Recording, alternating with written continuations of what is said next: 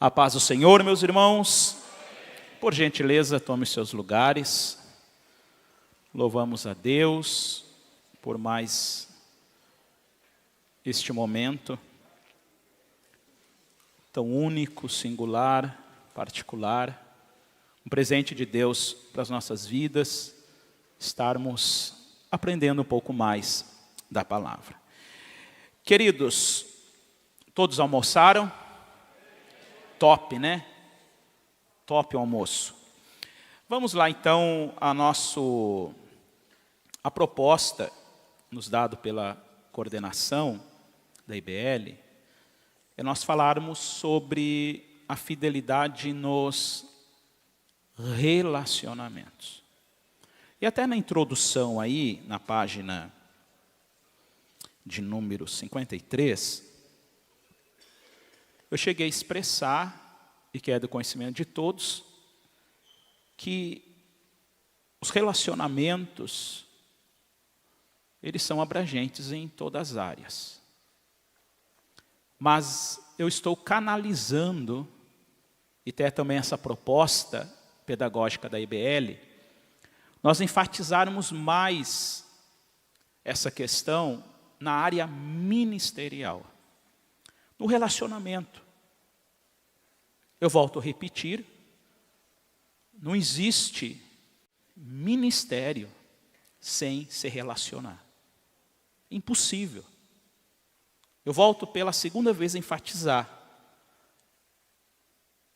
A arte, a questão, a ocupação em si do relacionamento é o que mais ocupa os nossos ministérios. Nós mais nos relacionamos do que pregamos. Eu mais me relaciono, às vezes até do que oro. Nós mais nos relacionamos do que cultuamos. Então, é importante nós observar, e principalmente quando nós canalizamos dentro de uma esfera, do relacionamento ontem que foi tratado, dos liderados com o seu pastor, com o seu líder.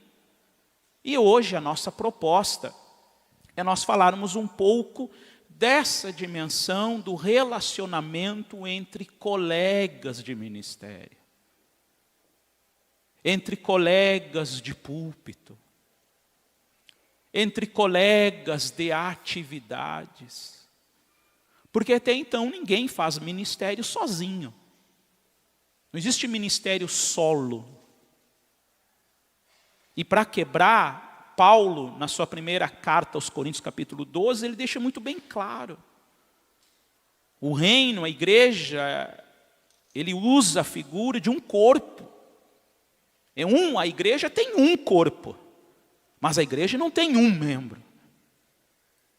A igreja tem vários membros e cada um tem a sua função. E é importante que a mão saiba trabalhar com o pé. É importante que aquele que é olho saiba lidar bem com quem é boca. E nisso a obra vai avançando. Mas muitas vezes é desafio, todo relacionamento é desafio.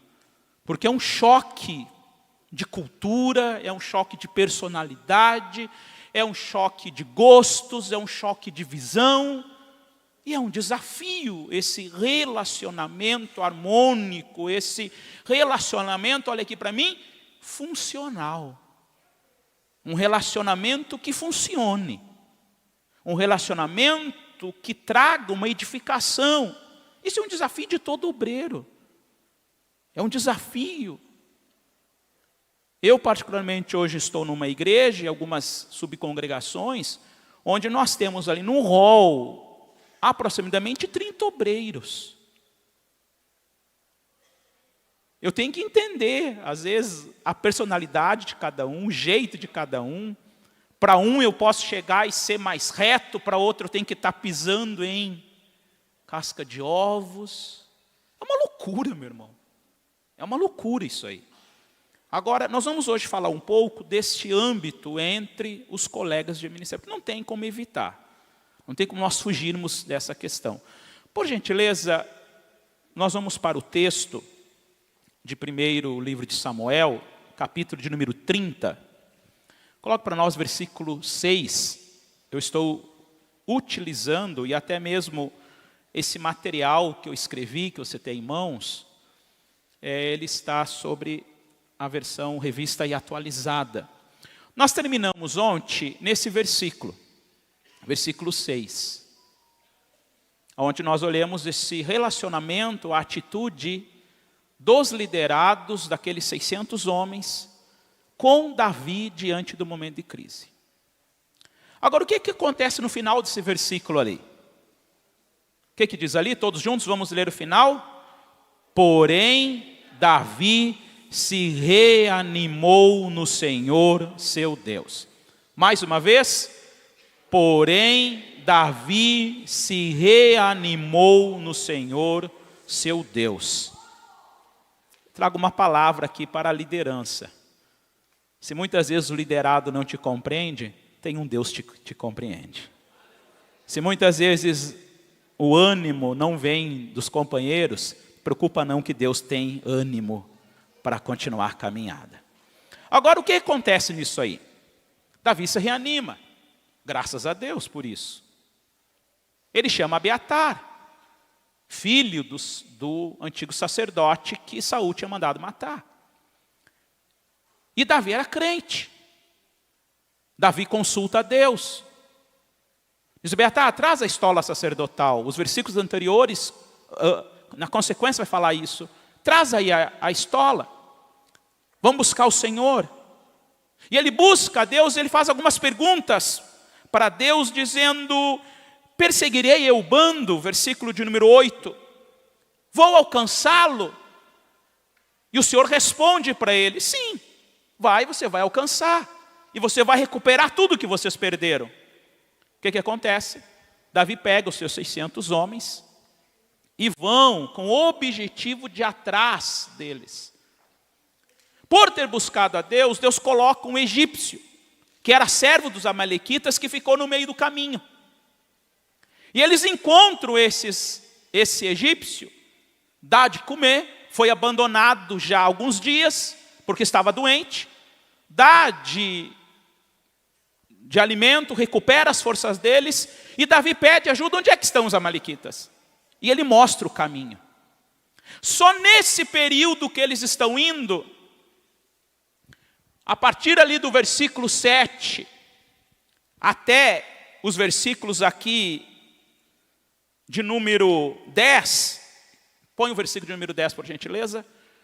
Davi, porém, e os 400 homens continuaram a perseguição, pois que 200 ficaram atrás, por não poderem, de cansados que estavam, passar o ribeiro. Eles estão em Siglag. Quantos homens saem de lá? 601 com Davi. No meio da caminhada, 200 ficam. E por que não foram? O texto diz: estão cansados, estão exaustos. Por estarem cansados, não tiveram a possibilidade de passar o ribeiro e continuar a sua missão. O que acontece? Davi continua, Davi tem uma palavra de Deus. A força de Davi, a confiança de Davi, não está na totalidade dos 600 homens. Mas ela está confiando naquilo que Deus já falou no versículo anterior. Vai e você vai alcançar. Então tem uma promessa de Deus, eu tenho uma palavra de Deus. Independente até que se os 600 homens me abandonem, eu vou continuar a missão, eu vou recuperar minhas mulheres. O que guia Davi não é a força, a totalidade dos seus homens, mas é a confiança naquilo que Deus falou. Olhe para mim. Eles continuam. Mesmo 400 homens. Eles vão lá, a partir do versículo 16, diz que Davi encontra todos os amalequitas em festa, se alegrando pelos despojos. E Davi, então, ali elimina. E o versículo 17 vai dizer: exceto alguns príncipes que fogem em camelos. E a partir do versículo 18, Davi recupera. Assim Davi salvou tudo quanto havia tomado os amalequitas. Também salvou as suas 2 mulheres, versículo 19, não lhes faltou coisa alguma, nem pequena nem grande, nem os filhos, nem as filhas, nem o despojo, nada do que lhe haviam tomado, tudo Davi tornou a trazer. Davi conquista, Davi recupera, não só aquilo que foi roubado, mas recupera também aquilo que era dos amalequitas. Deus agiu, que bênção, alegria, glória a Deus. Vamos fazer um culto de ação de graça, que maravilha. Davi está voltando com quantos homens? 400. Aonde que ficaram os 200? No ribeiro, de cansados. Aí vai os nossos versículos da nossa reflexão do estudo desta tarde. Versículo 21, Davi volta com os 400. Chegando Davi aos 200 homens, que de cansados estavam, não o puderam seguir e ficaram no ribeiro de Besor. Esses quem? Os 200 que ficaram. Saíram ao encontro de Davi e do povo que com ele vinha. Davi, aproximando-se destes, os saudou cordialmente. Versículo 22. Então, todos os maus e filhos de Belial, dentre os homens que tinham ido com Davi, não que ficaram, os que iram, os que mataram os amalequitas, os que conquistaram de volta tudo, esses que guerrearam, esses que desembanharam a espada, que deram a cara à guerra, que tinham ido com Davi, responderam e disseram: visto que não foram conosco, não lhe daremos do despojo que salvamos. Cada um, porém, leve sua mulher e seus filhos e se vá embora. Versículo 22 é a nossa chave de hoje. Lembra que eu falei ontem? Olha aqui para mim. Onde é que acontece o problema do relacionamento? Não é no meio do churrasco. Não é quando você está dando escala para ele pregar. Não é aí que acontece o problema dos relacionamentos. É sempre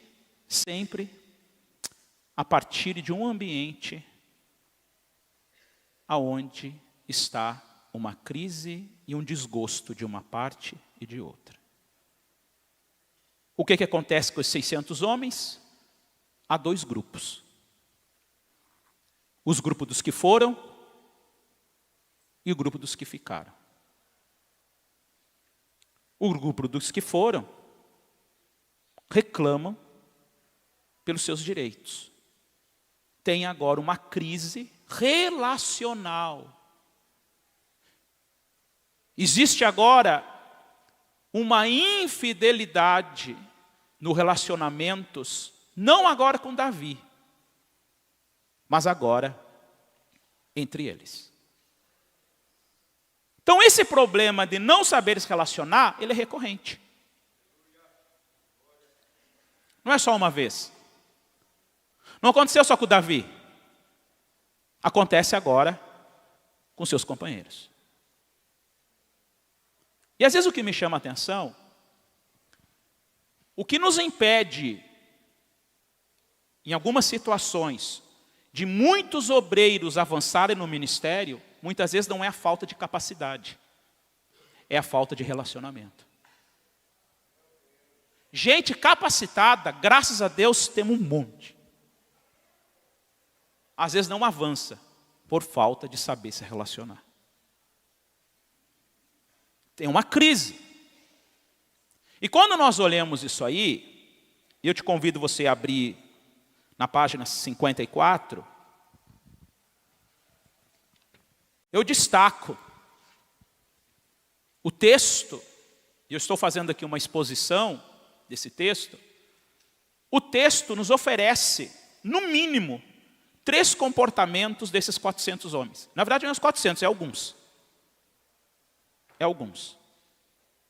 Antes de eu colocar aí, você vê aí na parte 55, eu dividi aí pedagogicamente, dei um nome ao comportamento. Mas o versículo, iniciando o versículo 22, vai dizer que então todos os filhos de Belial. Quem é esse cara, Belial? Belial era um nome culturalmente usado na época para uma pessoa ímpia, que não tinha nenhuma utilidade. Vulgo Belial. E esse termo Belial, nós vamos encontrar ele algumas vezes em toda a narrativa do livro de 1 Samuel. A primeira vez que aparece esse termo é quando Ana está no templo, que só mexia com a boca. Como é que Eli compara ela? Uma embriagada. E qual é a defesa dela? Não, meu senhor, eu não sou filha de Belial. 1 Samuel também nós vamos encontrar que os filhos de Eli, aqueles obreiros top, aqueles obreiros auxiliar tremendo, eles também são chamados de filho de Belial. Não só isso, quando Saul foi coroado rei, alguns homens rejeitam a coroação de Saul. E eles também, esses homens, são chamados de filho de Belial. Tem outro personagem na Bíblia que é chamado de filho de Belial, Nabal. Aquele homem, o próspero. Aquele cara também é chamado de filho de Belial. Então, é um termo utilizado culturalmente na época para uma pessoa ímpia. Só os top. Era utilizado isso. E aqui esses homens, por não se comportarem, por agirem dessa maneira, a Bíblia também chama eles de filhos de Belial. Eles demonstram aí nesse versículo 22, 3 atitudes. Como é que foi o relacionamento deles com os 200 que ficaram? Primeiro, o que eu coloquei aí? Letra A, insensíveis. Vamos ler um pouco? Visto que não foram conosco, está ali escrito no versículo 22, né? É a primeira defesa deles. Meus irmãos, e geralmente, toda crise relacional, ela não é demonstrada somente em atitudes, ela também é demonstrada em palavras. Ela também é expressa em palavras. Não somente em atitudes, mas também com palavras. Aqui eles demonstram a sua atitude, mas eles falam, eles dão nome. E a primeira defesa dele dessa crise relacional entre os companheiros, a primeira deles qual é? Visto que não foram conosco, vírgula. Vamos ler aqui. Visto que não foram conosco, por que esses 200 soldados não foram? É uma pergunta. Eu já respondo. O texto responde. Porque eles estavam cansados. Pois que 200 ficaram para trás, por não poderem de cansados que estavam passar o ribeiro. Continuando aí o texto. Estes soldados foram insensíveis ao cansaço de seus companheiros. Foram indiferentes à dor daqueles que estavam junto no dia a dia. Daqueles que eles sabiam o nome, o sobrenome e o endereço. Mas foram sensíveis à dor de um egípcio que eles nunca viram. Um homem que servia seu inimigo. Aqui não há falta de capacidade de se relacionar, mas sim questão de escolha. Foram capazes de abençoar o egípcio desconhecido, mas não suportaram um amigo cansado.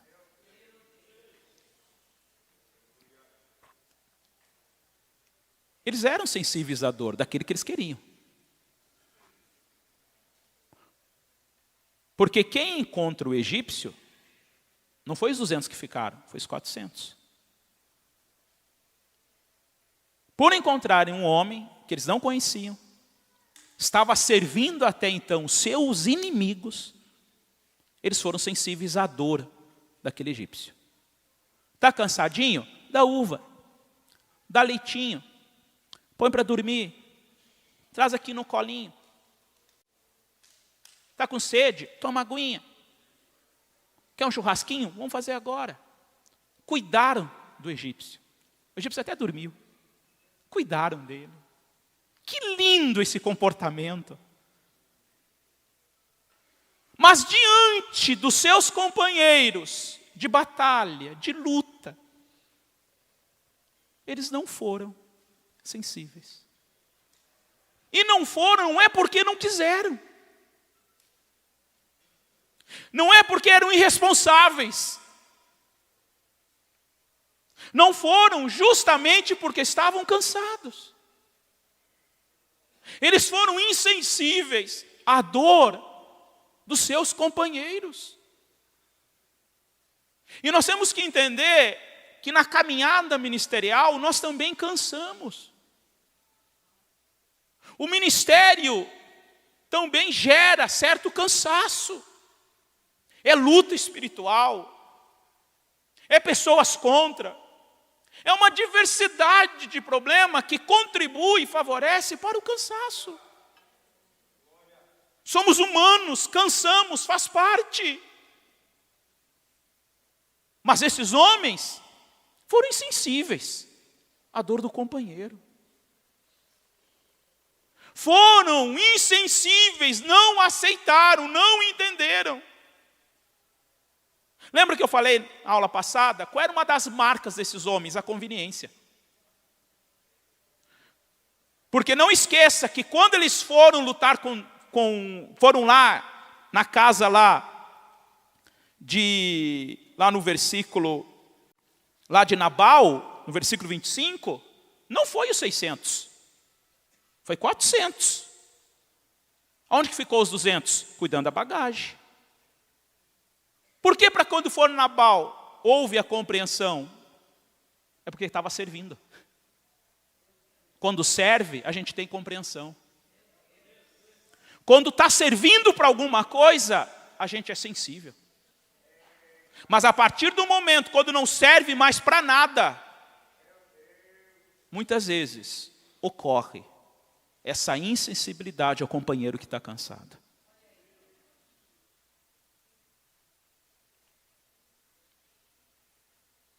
Tem muita gente cansada. Tem muito obreiro cansado. E os nossos comportamentos, muitas vezes, são demonstrados com uma insensibilidade.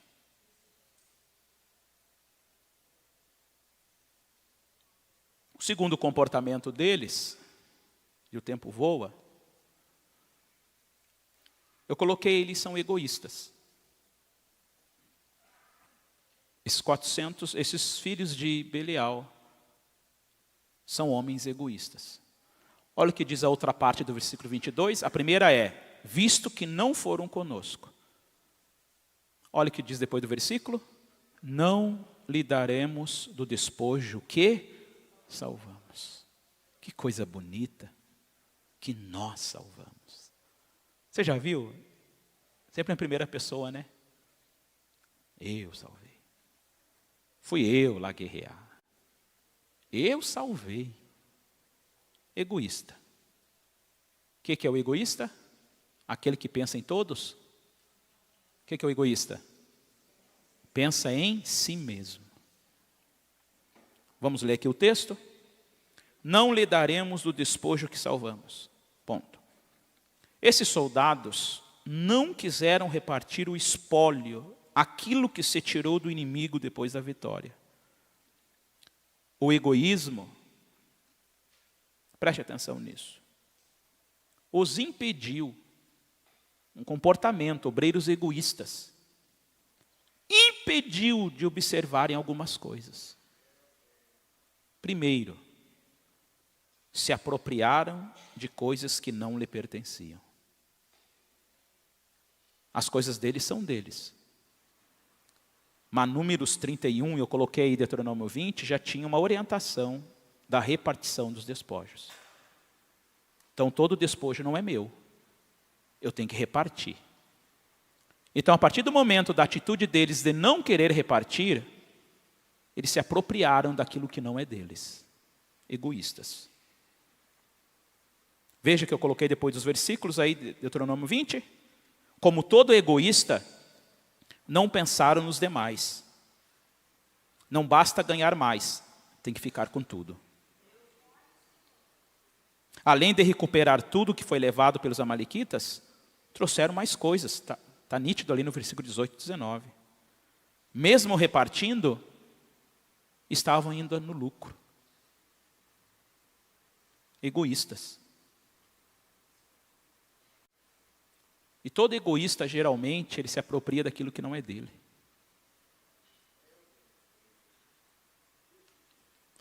Segundo, eu coloquei aí, não permitiu, esse egoísmo deles, não permitiu o júbilo por recuperar aquilo que é mais importante que os despojos, a família.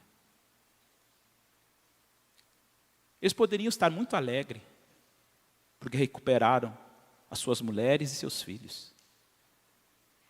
O que é mais importante? Ouro ou a esposa e os filhos? Se eu recuperei a minha esposa e meus filhos, o que menos importa é os despojos. Até o que não é meu pode levar. Até aquilo que me pertence pode levar. Eu vou trabalhar um pouquinho com vocês nisso aqui. Tem muita gente se esforçando pelaquilo que não é prioridade. Tem muita gente se jubilando, se alegrando naquilo que não é prioridade.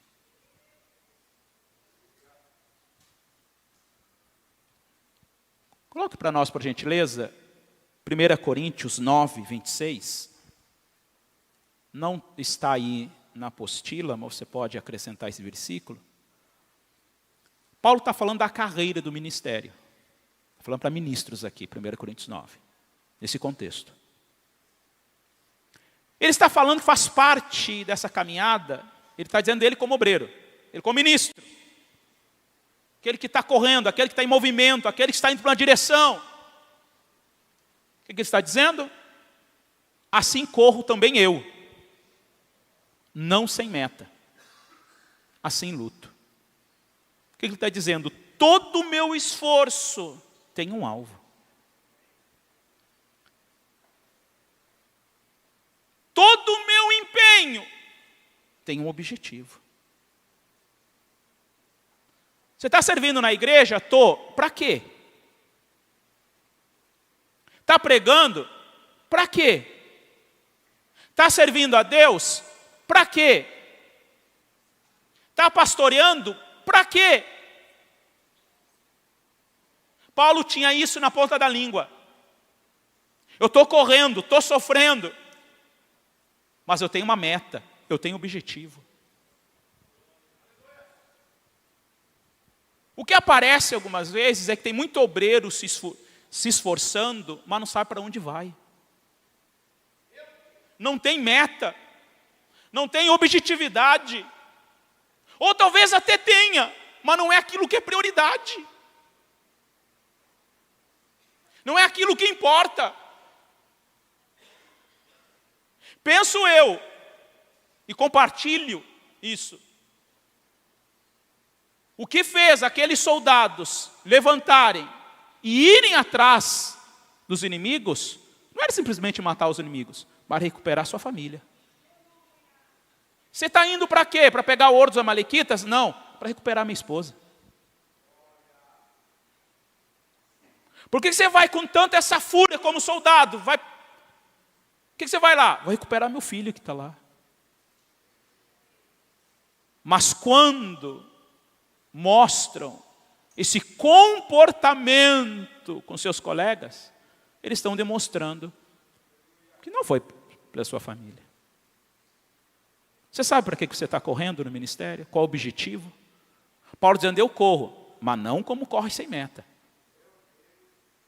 Talvez esse é o motivo que muita gente está parando.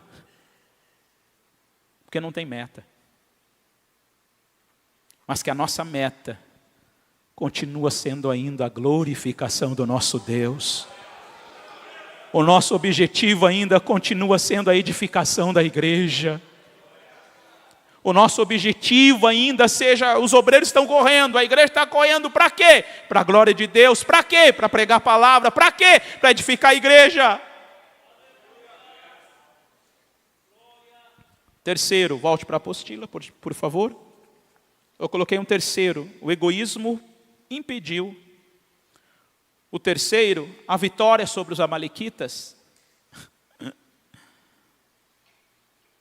A vitória sobre os amalequitas foi resultado de uma intervenção divina. Foi Deus que deu vitória a eles. Versículo 23, nós vamos ver isso depois. Olha o que eu coloquei no final. Nem Deus tem espaço no coração do egoísta. Quem deu vitória? O que fez eles conquistarem os despojos e a família de volta? Quem foi o real motivo, o segredo que fez eles vitoriosos? Foi Deus. O problema do egoísmo, que impede até mesmo da gente ver a ação de Deus no nosso meio. A igreja está crescendo, é porque eu estou lá.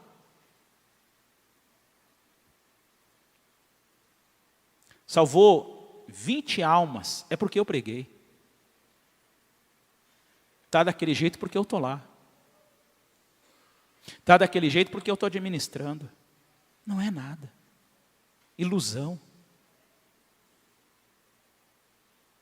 Davi pergunta, Senhor, eu vou alcançar eles? Vai. E eu vou conquistar? Vai.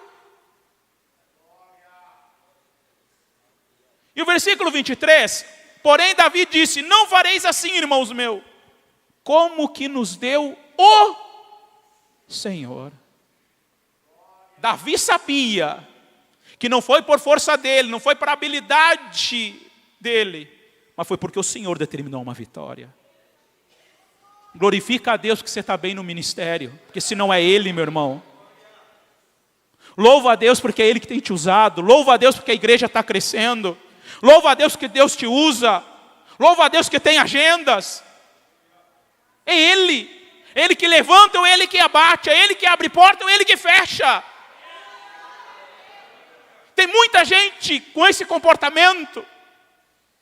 Nós salvamos. Nós conquistamos. Não, meu irmão.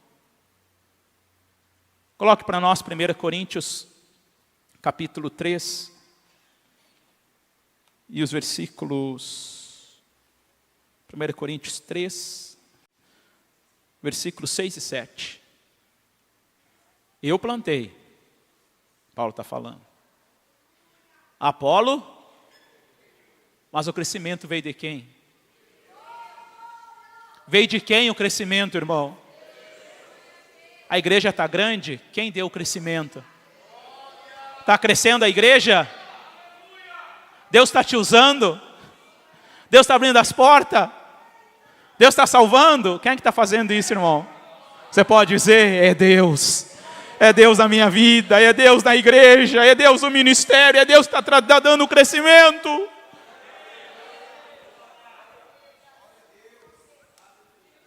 Versículo 7 para matar. De modo, Paulo diz, nem o que planta é alguma coisa. Eu estou plantando, mesmo assim tu não é nada. Ah, mas eu estou regando, não é nada. Nem o que planta é alguma coisa, e nem o que rega, mas Deus que dá o crescimento. Pela segunda vez, Paulo enfatiza, está dando crescimento, é porque Deus está lá. E Paulo ali está se comparando, ele a Apolo. Eu plantei, a Apolo regou. Mas diante de Deus, nem eu, nem o Apolo não é nada. Tem obreiro que compete com Deus, meu irmão. Sabe que isso? Ele compete. Você já estava conversando com um obreiro? Relacionamento, né? Diz, não sei até quando vou ficar aqui. Na outra igreja que eu estava, construí isso, construí aquilo, fiz isso, fiz aquilo. Mas não sei até quando eu vou ficar aqui, já construí tudo isso aqui. Quando eu sair daqui, vai ficar essa marca aqui.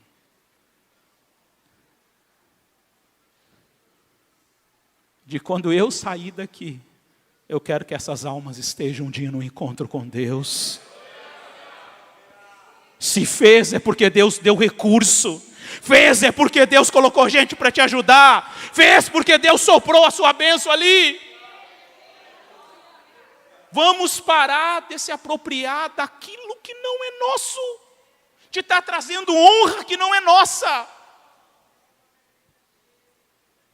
Está trazendo honra que não temos esse direito.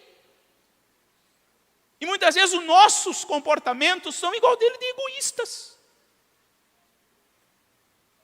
Não vê no coração do egoísta, nem Deus às vezes tem espaço. Às vezes eu dou umas cutucadas num, mas é Deus que está abençoando, né? É Deus que está abençoando. Ah, tá. Eu estou fazendo isso, está crescendo. Mas é Deus, né? Não, é Deus. Ah, legal. Legal. Tá bom ainda, tem uma esperança ainda, é Deus. Mas se bobear, meu irmão, a gente fala mais de nós que estamos fazendo do que Deus que está dando crescimento. Quando eu assumi aqui na igreja, não tinha nem um terço do que tem gente que está aqui. Pode até ser, meu irmão, não tiro isso. O problema é quando a gente esquece de honrar mais aquele e elogia mais os esforços que a gente tem fazendo. Esse é o nosso perigo. Terceiro e último, comportamento deles no relacionamento com os colegas de exclusão. Excluíram. A parte C, por gentileza, 1 Samuel 30, versículo 22. A primeira parte é, visto que não foram conosco. Segundo, não lhe daremos do despojo que salvamos. Terceiro, para matar. Cada um, porém, leve a sua mulher e seus filhos e vá embora. Exclusão. Um comportamento de exclusão dos companheiros do grupinho. O que nos diz aqui? Cada um, porém, leve sua mulher e seus filhos e vá embora. Estes filhos de Belial, eu escrevi aí, além de restringir o direito dos despojos, exigem agora a exclusão dos 200 homens. Daqueles que estão cansadinhos. Com um comportamento radical, incipiente e imaturo, pedem a retirada deles. Não souberam compreender o que aconteceu com esses 200 soldados. Veja que eu coloquei aí. Estes homens, esses 200, eles não se desviaram do caminho. Eles não desviaram do propósito. Não. E nem mudaram de lado. Não se revoltaram contra Davi. Apenas pararam. Eles não se rebeliaram. E nem saíram do caminho. Continuaram lá esperando Davi. Continuaram no lado de Davi. Eles não abandonaram Davi e começaram a lutar pelos amalequitas. Eles continuaram na mesma posição. Eles apenas pararam. Sabe qual é o nosso problema hoje? É que tem muito companheiro cansado que parou e nós estamos tratando ele como desviado. Tem muita gente cansada e nós estamos tratando como desviada.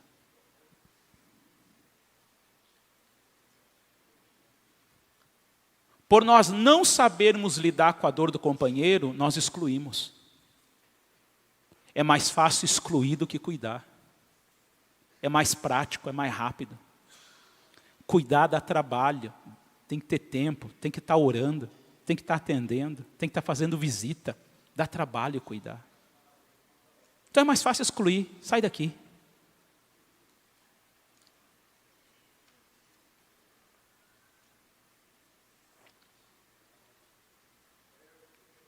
Aleluia.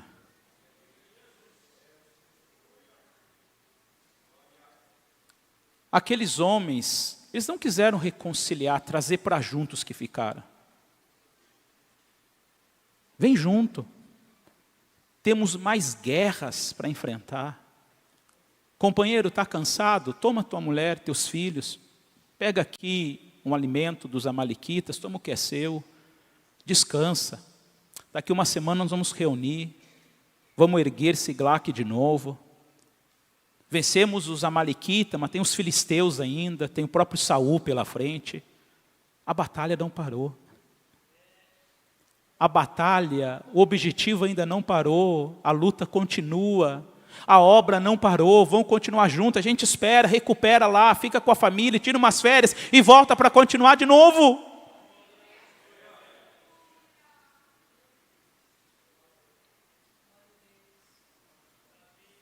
Tem muita gente que parou porque está cansado.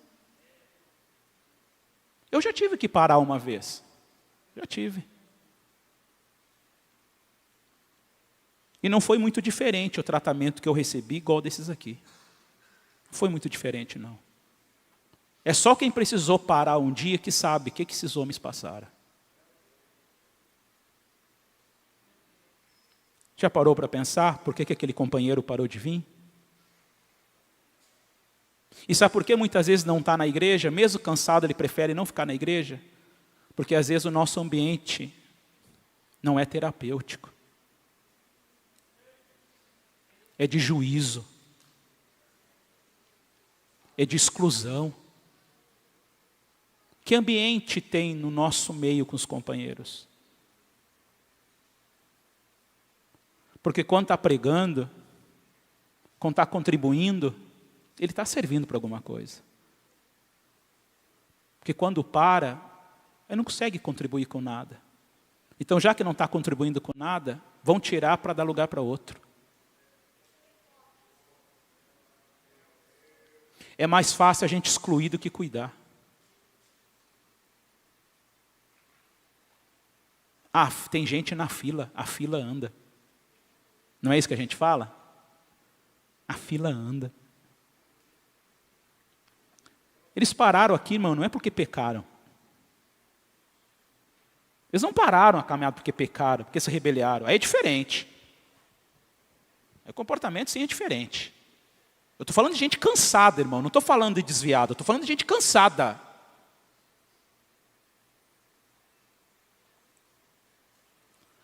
Eu estou de gente que quando Davi voltou, o primeiro encontro deles foi com Davi. Eles não perderam a lealdade deles com o seu pastor, com o seu líder. Davi, a gente parou, mas estamos aqui junto contigo, Davi. Tu é o nosso líder. E não desviaram, não se rebeliaram.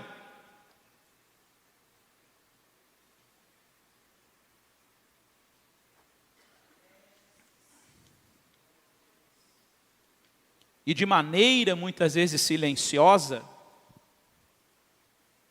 aos poucos nós vamos excluindo aqueles que não fazem parte do grupinho.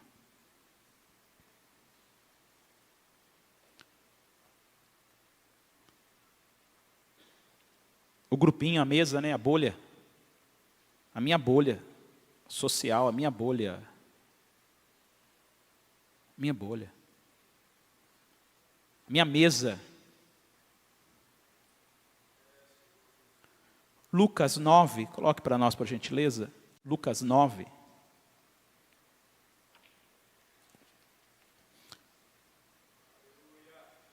Lucas 9, 49.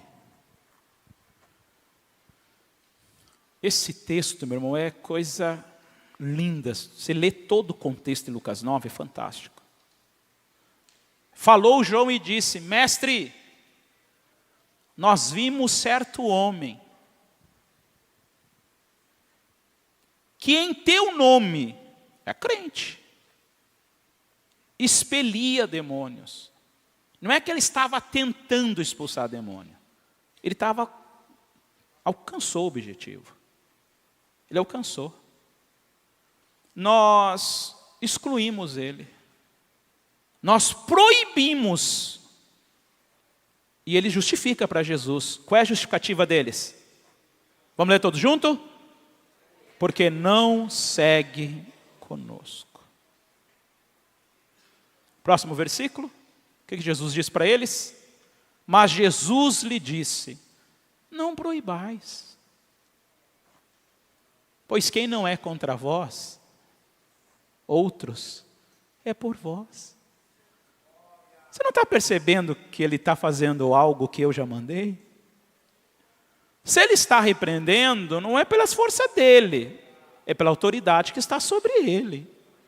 Por que excluir? Primeiro objetivo, é a justificativa deles, porque ele não é, põe o versículo 49 por gentileza, anterior. Qual é a justificativa dos discípulos? Porque não segue conosco. Essa é a justificativa deles. Não é do nosso grupo.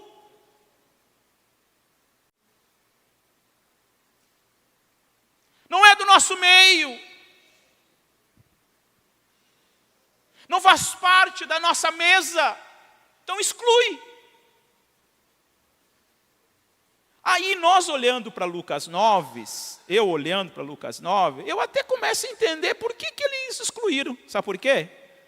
Porque no início de Lucas 9, o que acontece? Esses discípulos aí, eles foram expulsar um demônio. E não conseguiram. Eles foram expulsar um demônio e não conseguiram.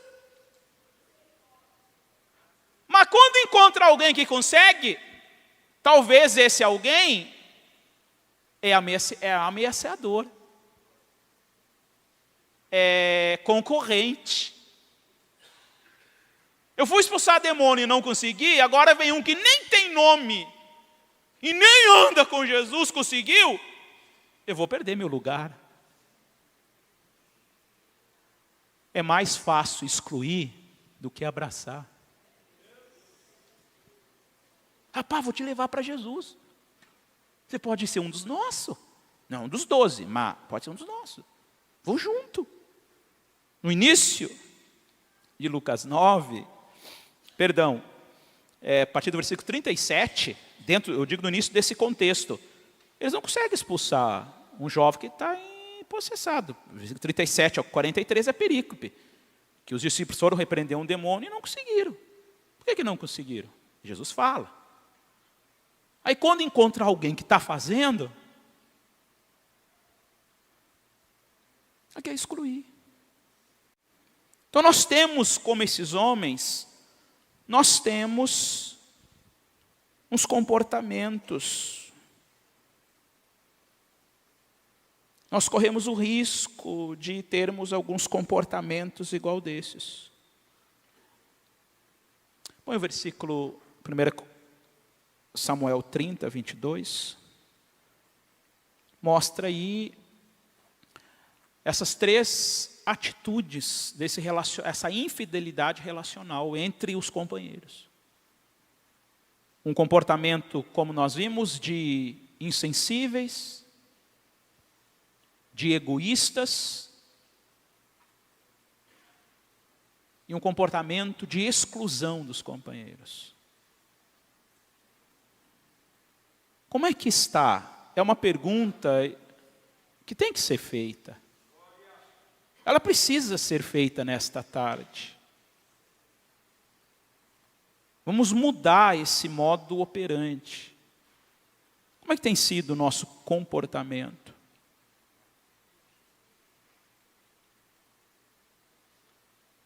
A gente precisa ser mais sensível à dor do outro. Nós temos que aprender a compartilhar também.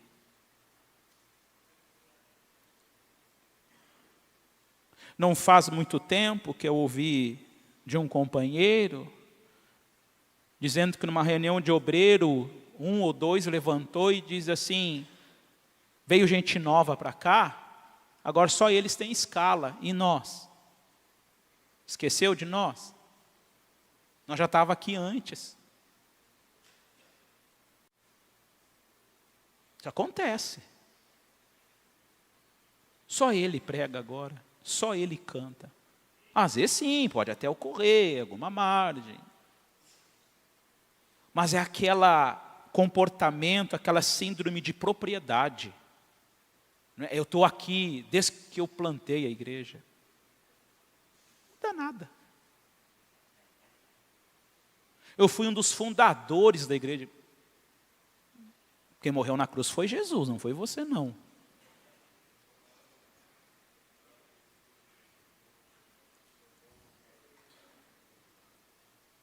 Nós nos apropriamos de ambientes e de ministério que não é nosso.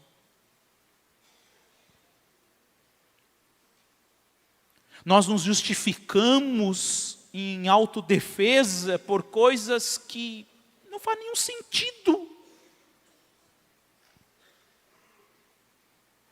Ainda essa semana eu compartilhava algumas reflexões com alguém que dizia: o nosso problema não é ser honrado. O nosso problema é que às vezes a gente não sabe lidar com a honra que a gente está recebendo. Que a gente gosta tanto da honra que a gente está recebendo, que a gente depois não sabe lidar com ela. E o próprio Paulo disse: eu sei ser honrado, mas também eu sei ser desonrado. Eu sei ser exaltado, mas eu também sei ser diminuído. E na caminhada, olha aqui para mim, a gente tem que saber lidar com os dois. Nem sempre nós vamos ser exaltados. Nem sempre.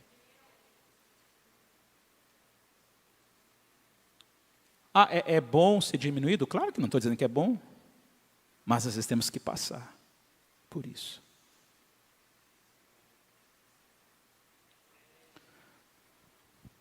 Para nós irmos para o final, página 56,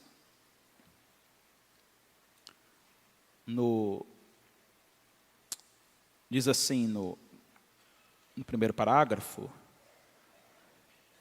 Davi também, leia aí, se relacionou com esses 200 homens. Graças àqueles 200 que Davi estava ali. Graças àqueles 200 homens que tinham Davi ali. Não te preocupa não, irmão, sempre tem um Davi. Sempre tem um Davi no teu ministério. Sempre tem um Davi para te defender. Sempre tem um Davi para colocar a cara por você. Não preocupa não. E que bom quando a gente encontra esses Davi na vida. Aleluia. Que bom quando Deus coloca alguns Davi na vida. Quando aqueles que nos excluíram de estar aqui comigo vão caminhar junto. Não tem espaço lá? Não se preocupa não. Davi também se relaciona com os soldados cansados. Mas diferente da apatia dos filhos de Belial, Davi demonstrou um relacionamento diferente. Marcado pela aproximação. Põe o versículo 21 para nós. O que Davi faz? Chegando Davi aos 200 homens que, de cansados que estavam, não o puderam seguir e ficaram no ribeiro de Besor. Estes saíram ao encontro de Davi e do povo que com ele vinha. A Bíblia diz que é Davi que também se aproxima deles. Davi contava com esses 200 homens ainda. Davi não excluiu esses homens. Davi se aproxima. Davi não se esconde desses 200 homens. Davi não desligou o celular para esses 200 homens.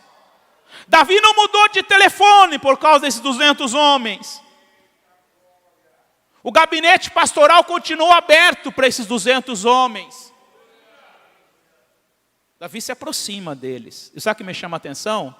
E saudou cordialmente. Você já viu que algumas atitudes a gente nem cumprimenta? Você já viu isso?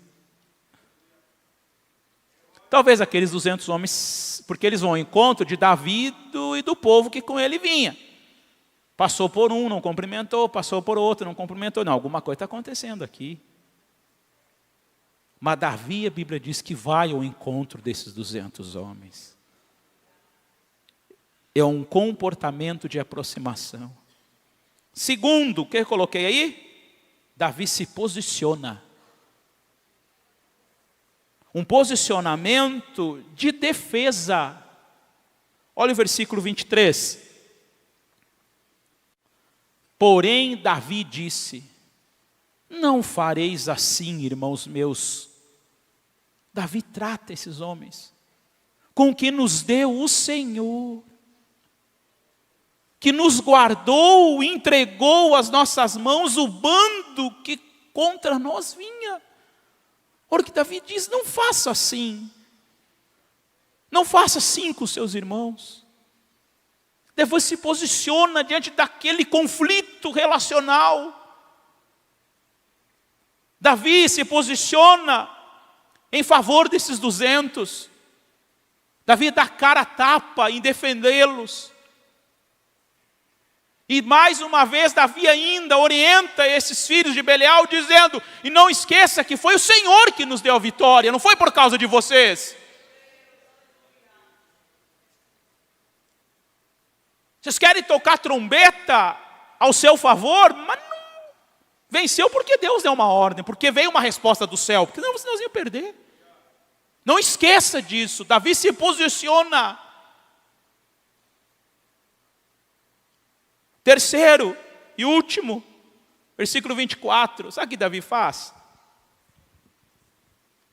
Ele apacenta os dois grupos. Davi é crente, irmão. Davi não é um pastor imparcial.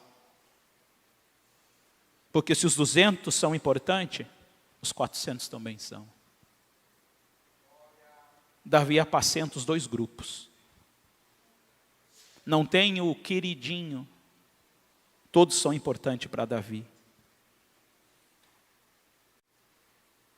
A importância do pastoreio no meio dos conflitos. Davi apacenta muito mais. A atenção de Davi aqui não é para os 200, é para os 400.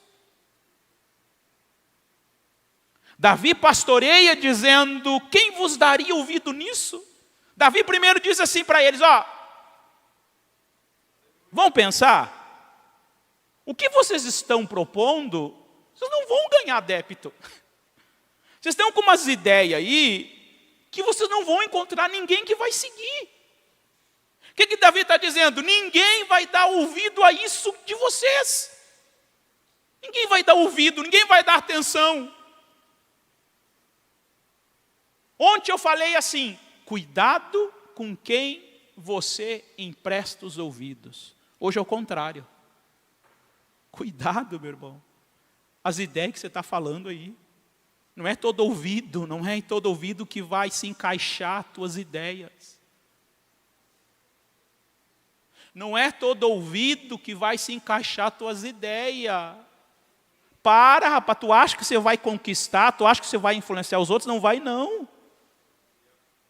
Davi foi real dizendo: a atitude, a proposta de vocês é imatura, rapaz. É boba a ideia de vocês. Não tem fundamento a ideia de vocês. Vocês estão fora da casinha. O comportamento de vocês é carnal. Ninguém vai dar ouvido a vocês.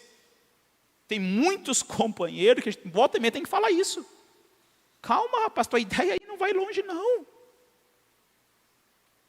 Não é, calma, que tu acha que alguém vai te ouvir? Só você que pensa assim. Você já viu que geralmente quem tem esse comportamento sempre envolve os outros? Eu sou contra, mas o fulano também é. E talvez o outro nem deu ouvido. Acho que está na hora de trocar o pastor mesmo. Mas o fulano também está pensando. Uma vez numa igreja, um obreiro, um presbítero, me liga e disse: pastor, eu preciso conversar com o senhor. Beleza. Mas no seu gabinete. Eu digo: opa, não é eu chamando, é o obreiro me chamando no gabinete. Sentei, fala. Eu acho que o senhor tem uns falatórios aí na igreja, acho que é melhor o senhor cuidar, o obreiro tal, porque está fazendo isso, o pastor conhece a igreja. E eu pensei: mas não estou ouvindo nada disso. O obreiro é uma bênção. Aí eu dei corda. Digo: nossa, então tem que cuidar em quem? Mas quem está falando isso? Não, é o povo. Tá, mas que povo? Não, tá, fala, dá o nome de um pelo menos. Não, dá o nome de um pelo menos.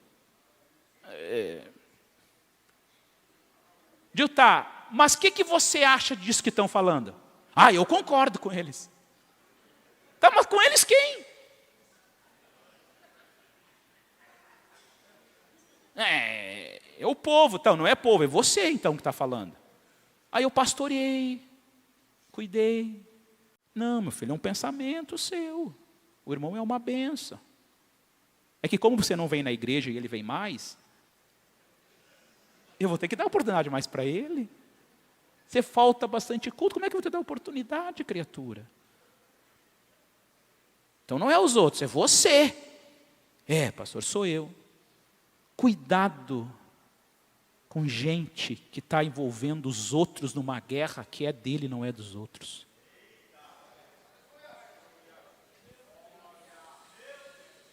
Sabe por quê? Porque tem muita gente que não vai dar ouvido na tua ideia. Tu acha que todo mundo vai dar ouvido ao teu pensamento? É o que Davi chama a atenção deles. E quem é que vai dar ouvido para vocês? Ninguém. Por isso que ficou só num grupinho. Graças a Deus não contaminou os 400. Mas Davi apacenta. E eu volto a dizer, Davi é imparcial. Ele quer a união de todos. Sabe o que me chama a atenção aqui? Que Davi é crente. Davi, e esse aqui eu trago para os líderes agora, para os pastores. Tem muito pastor vingativo. Porque Davi aqui tinha toda a oportunidade para se vingar desses. Não foi esse que quiseram apedrejá-lo? Não foi esses que quiseram matá-lo? Mas o que Davi faz? Apacenta. Sabe quando o pastor é crente? Quando ele abraça aqueles que quiseram apedrejá-lo.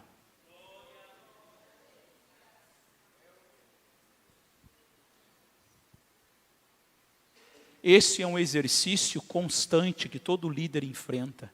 Não é fácil. É só pela ajuda do Senhor isso. Que às vezes dá vontade para devolver a pedra, dá. Oxe, uma voadora gospel no pescoço. Eu não vou dar mais escala. Vou fazer escala aqui, não vou colocar nem ele. Dá, claro que dá. Ixi. E ele vai, ele é presbítero, não vou mais. Vai ver. Dá, meu irmão. Ixi. Mas tem que apacentar o bonitinho que quis te apedrejar. Tem que apacentar o filhinho de Belial, que queria te excluir. Não é fácil, irmão. Aí tu vai descobrir que o camarada, que o pastor é crente ou não é. Apacentar quem te leva a comer pizza é fácil. Apacentar quem te dá um terno no final do ano é fácil. E Jesus já falou que não tem nenhum mérito nisso amar quem nos ama. Davi, e muitas vezes eu ouso em trazer isso, Deus permite que algumas situações dessas aconteçam para mostrar como é que está o nosso coração. Deus cria um ambiente como Davi. Davi teve no mínimo 2 oportunidades para tirar a vida de Saul. e não tirou. Às vezes, Deus permite uma oportunidade para eu me vingar daquele que me pisou. Eu tenho tudo para me vingar, é aqui que eu vou me cobrar. Mas a gente lembra, ele é crente, vai morar no mesmo céu, o mesmo sangue foi derramado. Eu não posso fazer isso. Não espere do obreiro o apacento. O apacentar sempre tem que vir do pastor. Fui visitar um desviado um tempo atrás. Não é mais. Por que você parou de ir na igreja? Eu cantava no grupo dos varões. Ninguém veio me visitar. Mas porque você não estava podendo ir na igreja? Não, eu desviei. E por que você não foi? Ninguém veio atrás de mim. Cantava junto com eles. E quando mais precisei, ninguém veio. Mas não é papel deles vir atrás de você, é o meu. Você tem que cobrar de mim isso. Mas por quê, pastor? A parábola das 100 ovelhas diz que quem correu atrás da ovelha foi o pastor, não foi as ovelhas. Quem tem que correr atrás de você é eu, não é eles. Quem é chamado por Deus e tem obrigação de correr atrás de você é eu, não é eles. Então não culpe eles.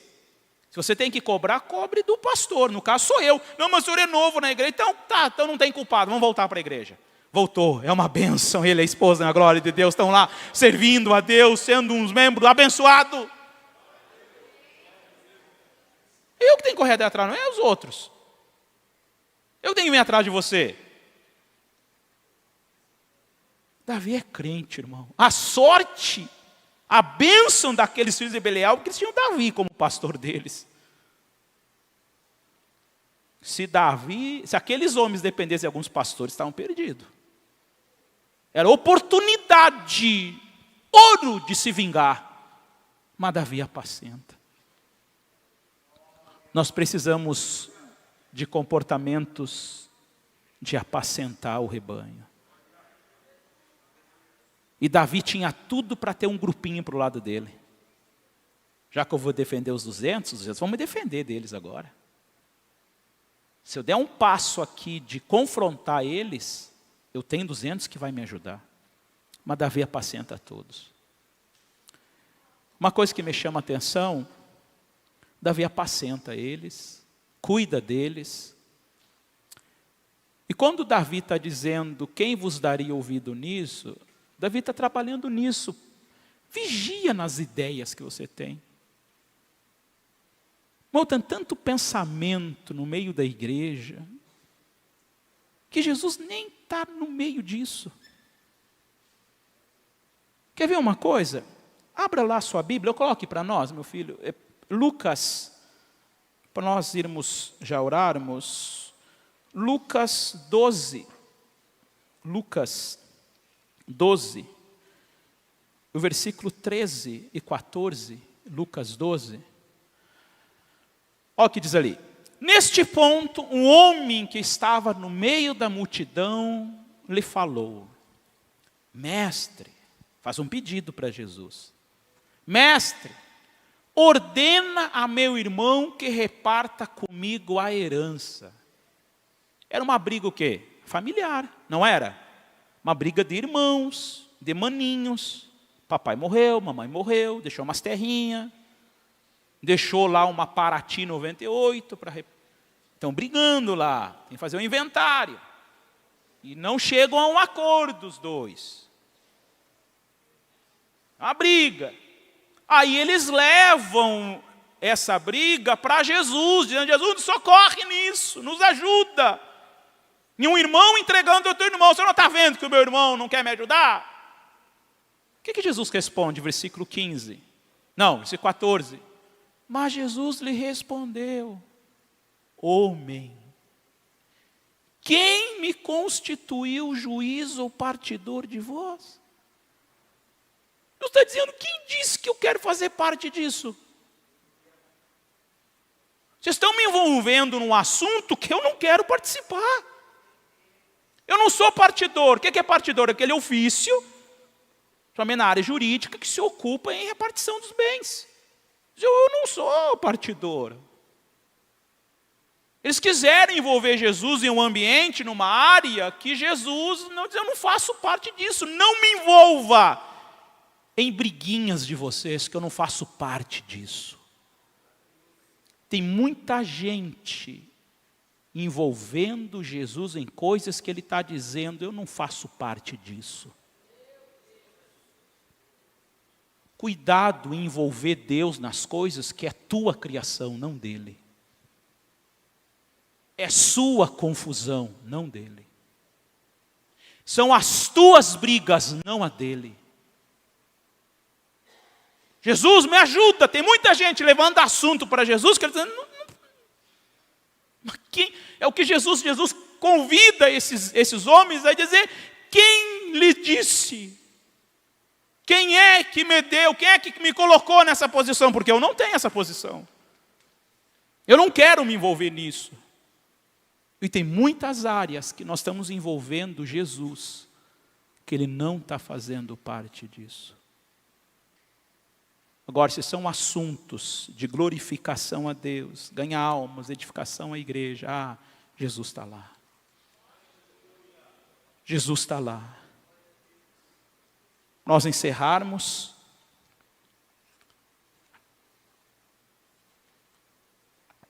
Como é que está o nosso relacionamento com aqueles que estão em nossa volta? Nossos companheiros. Que a gente observe mais quem está no nosso lado. Como aqueles filhos de Belial, os nossos comportamentos não sejam comportamentos de insensibilidade. Não sejam comportamentos egoístas. E muito menos comportamentos de excluir. Mas Davi nos ensina que nós possamos nos aproximar dessas pessoas. Aproximação, meu irmão, é terapêutico. Estar junto é terapêutico. Só quem já viveu num ambiente onde todo mundo virou as costas sabe o que é isso. Não vire as costas. Apacente. Também não monte grupinho. Davi apacentou os dois. Até aqueles que estavam com pensamentos imaturos, infantis, Davi também apacentou eles. E uniu os dois grupos. E depois lá para frente, eles são os valentes de Davi. Eles continuaram sendo úteis para Davi. Que o nosso relacionamentos sejam marcados por estes comportamentos. Que nós possamos continuar sendo fiéis no trato, no relacionamento daqueles que estão em nossa volta. Vamos nos colocar em pé, por gentileza.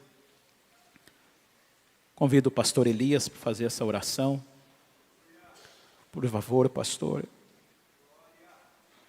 Que Deus abençoe a todos. Quero agradecer a vida do pastor Elias pela oportunidade, o convite que foi estendido a nós de estarmos ministrando na IBL. Não é fácil ministrar num ambiente desse, para os de casa. Agradeço aos muitos companheiros de apoio, de mensagens, de palavras, que estavam orando por nós, estavam intercedendo por esses momentos, pelo apoio. Que Deus continue abençoando toda a coordenação, pastor Pablo, toda a equipe. Que Deus continue, que nós possamos continuar apaixonados pela palavra de Deus.